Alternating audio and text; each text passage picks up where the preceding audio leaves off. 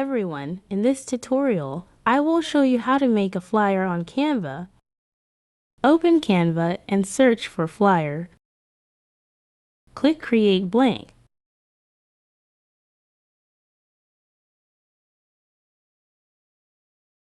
In the search bar on the left side, enter the keywords for the type of flyer you need. Choose a flyer template that fits your needs.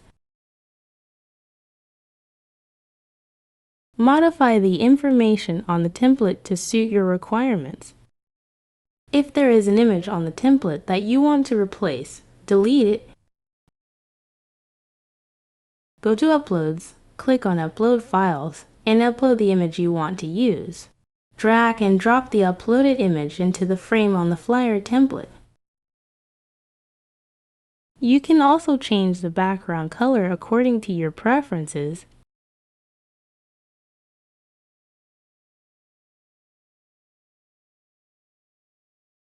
And there you have it.